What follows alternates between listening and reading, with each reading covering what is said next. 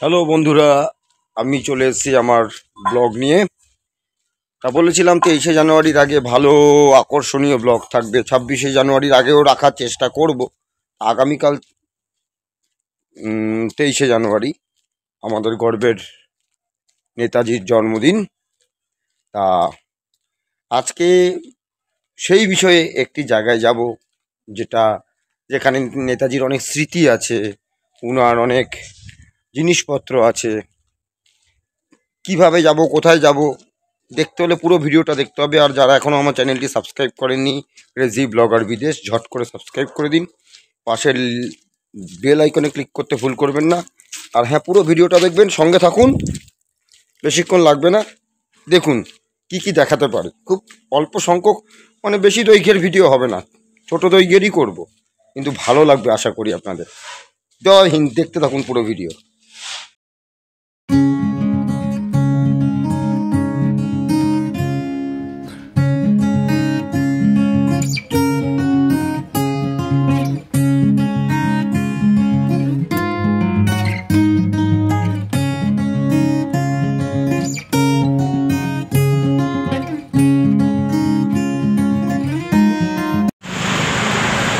আমি বাসে করে এলগিন নামলাম, এলগিন মোড়ে। এলগিন মোড় থেকে ঠিক বাঁ দিকে যে রাস্তাটা, আমি লোককে জিজ্ঞেস করে নিলাম, এখানেই নেতাজির সেই বসত বাড়ি। তা আমি সেই রাস্তা দিয়ে এগোচ্ছি, দেখতে থাকুন কি কি দেখাতে পারি এবং কোন দিক দিয়ে যাচ্ছি।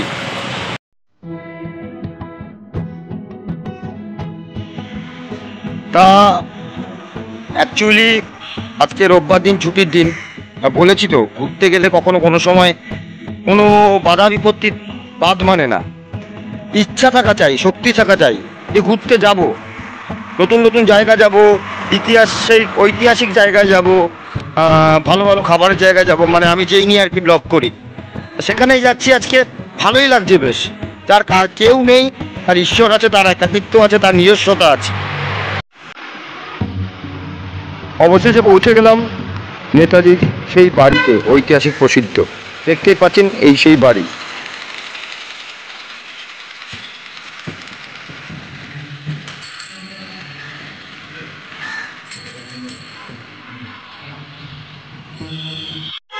তা আমি এখন এসে গেছি এলগিন রোডে। আমাদের সকলের প্রিয় নেতা, ভারতবর্ষ কেন বিশ্বের সর্ববৃহৎ নেতা আমি বলবো, সেই নেতাজির বাড়ির সামনে।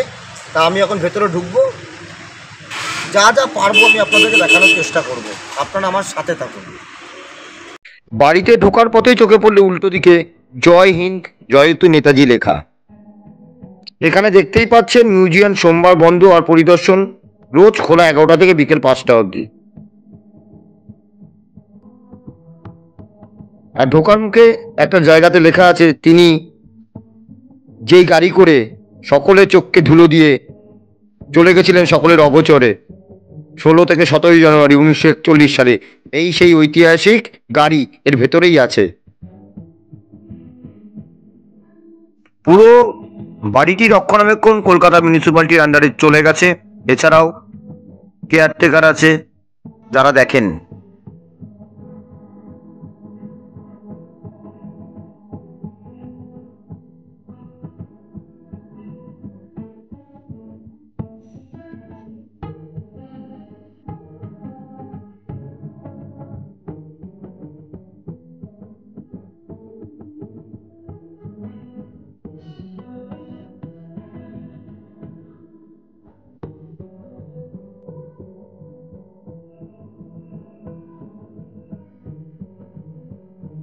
এই যে গাড়িটি দেখতে পাচ্ছেন, এই গাড়িটি অনেক ইতিহাসের সাক্ষী। এই গাড়িটি করেই নেতাজি গোমো পর্যন্ত গিয়েছিলেন 1941 সালের 16-17 জানুয়ারি। গাড়ির নাম্বার BLA 7169। গাড়িটি এখনো সুসজ্জিত অবস্থায় ভেতরে সংরক্ষিত করা আছে, কিন্তু আপনি ছুঁতে পারবেন না, পুরোটাই কাঁচ দ্বারা আবৃত।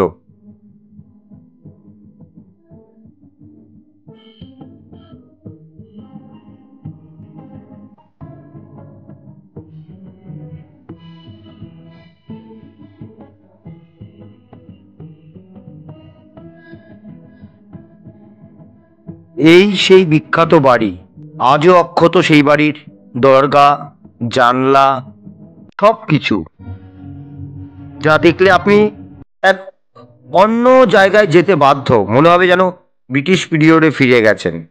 দেখতে পাচ্ছেন কত বড় বারান্দা, অনেক বড় জায়গা নিয়ে এই বাড়ি। এটি শিশির কুমার বসুর একটি তোরণ। তিনি শরৎ বসুর পুত্র ছিলেন। এই শিশির বসুই নেতাজিকে নিয়ে সেই দিন সেই রাত্রে গাড়ি করে আত্মগোপন করেছিলেন। এখানে এরকম একটি ফলক দেখতে পাবেন, আজাদ হিন্দ ফৌজকে এখানে সম্মান জানানো হয়েছে। এটি সেই ফলক, সেই তোরণ, যা দেখে আপনার গায়ে কাঁটা দিতে বাধ্য, মনে হবে ব্রিটিশ পিরিয়ডে ফিরে গেছেন। বলছি স্যার, আপনি তো এখানে থাকেন, তা ভেতরে যে মিউজিয়ামগুলো দেখছি নিশ্চয়ই এখানে নেতাজির অনেক কিছু জিনিস আছে, ব্যবহৃত জিনিস, কিন্তু ভেতরে আমরা একদমই ছবি তুলতে পারবো না, স্ট্রিক্টলি প্রহিবিটেড। ও মানে যা হবে বাইরে থেকে দেখা। আর এটা কি আপনার রোজই খোলা থাকে? সোমবার বন্ধ আর রোজ খোলা। Thank you sir. এখানে এলে আপনারা দেখতে পাবেন প্রয়াত শিশির কুমার বসুর কিছু ছবি, যা পুরো বারান্দা জুড়ে অবস্থিত। অনেক খুব মূল্যবান মূল্যবান ছবি পাবেন। এই সেই শিশির কুমার বসু, যিনি সেই দিন নেতাজিকে গাড়ি চালিয়ে নিয়ে গেছিলেন।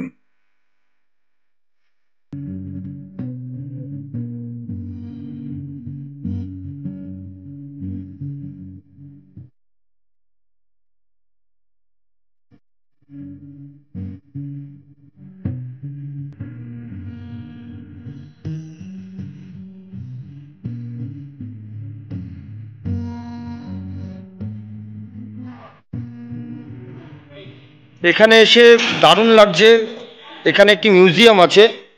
আমি শোনালাম আপনাদের এখানকার যে দাদা বা স্যার থাকেন, তাদের মুখে শুনলেন যে ভেতরে ঢুকতে পারবেন না, ঢুকলেও 20 টাকা 30 টাকা করে টিকিট কেটে ঢুকতে হবে। আমি অবশ্যই ঢুকবো, নিজের ব্যক্তিগত একটুখানি ইচ্ছা তো আছে নেতাজির জিনিসপত্রগুলো ব্যবহৃত দেখার জন্য, কিন্তু আপনি কোনো ফটো তুলতে পারবেন না, আর আপনাদেরকে আমি সেগুলো দেখাতে পারবো না। আপনারা যারা আসবেন অবশ্যই টিকিট কেটে ওপরে গিয়ে দোতলায় এবং নিচে সেই জিনিসগুলো অবশ্যই দেখবেন, মিস করবেন না কিন্তু।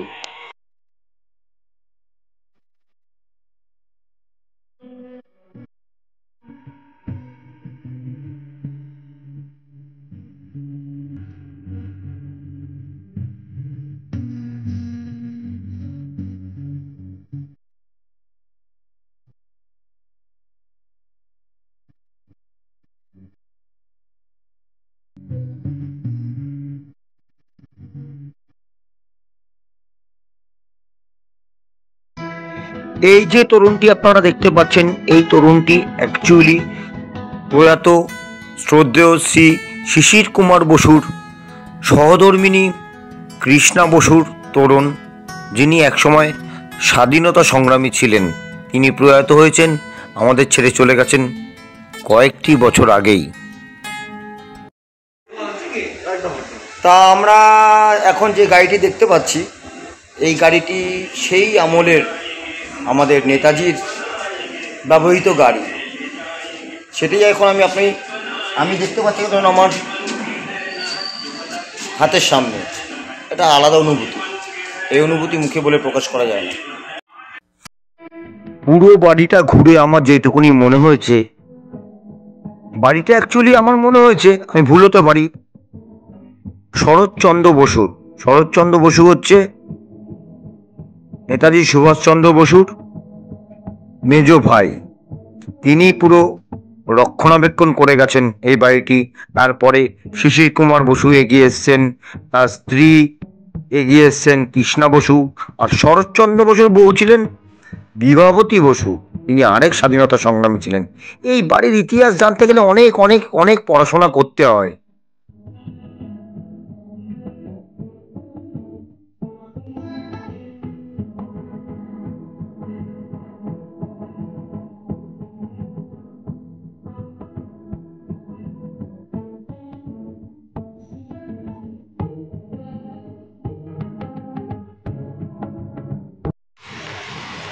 খুব ভালো লাগলো, দেখলাম ওপরে নেতাজির ব্যবহৃত জিনিসপত্র, ছবি, অনেক জিনিস আছে।